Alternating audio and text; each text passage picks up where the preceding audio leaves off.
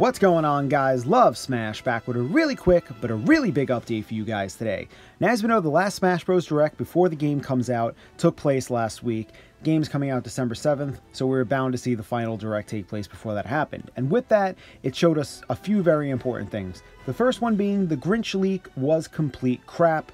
Virgiben has been on point with everything so far and proved that with that Direct, where we got the announcement of Ken as an Echo Fighter for Ryu, and our final newcomer being Incineroar, at least on the base roster.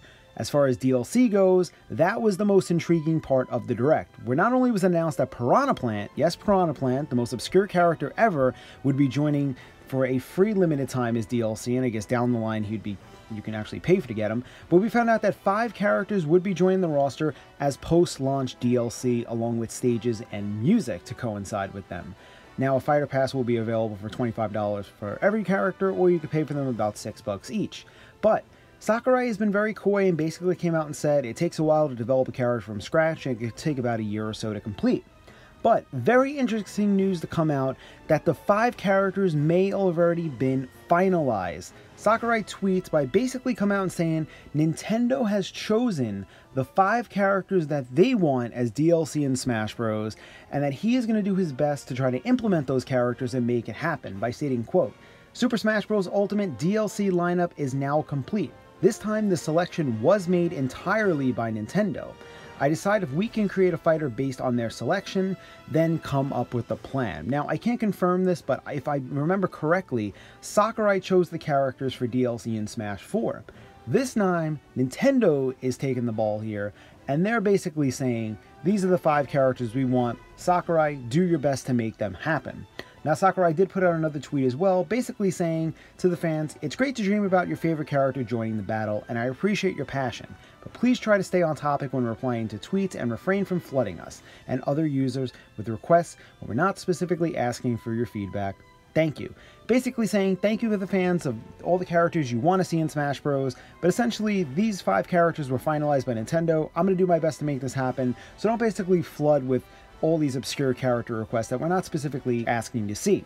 And this is interesting for a number of reasons, because did Nintendo choose a mixed bag of Nintendo-owned fighters and third-party fighters?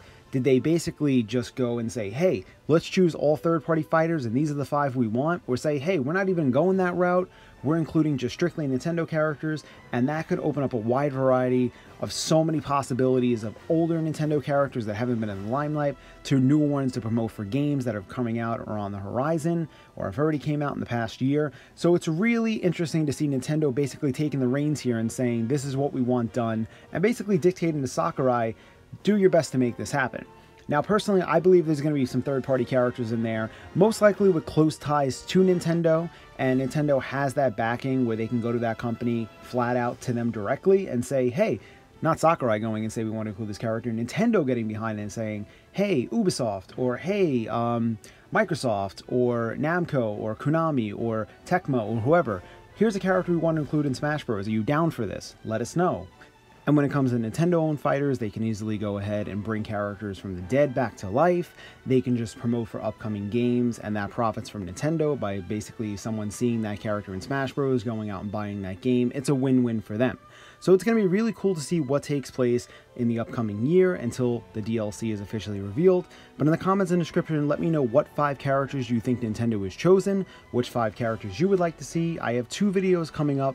One's going to be my top 5 predictions for DLC fighters, third party, and another one for Nintendo-owned fighters. So be on the look for those videos in the forthcoming week. But anyway, guys, that is the video for today. I hope you enjoyed the quick update. And like always, for all the latest fighting game news and speculation, be sure to subscribe to my channel and follow me on Twitter. Thank you guys, like always, so much for watching, and I will see you soon with a brand new video.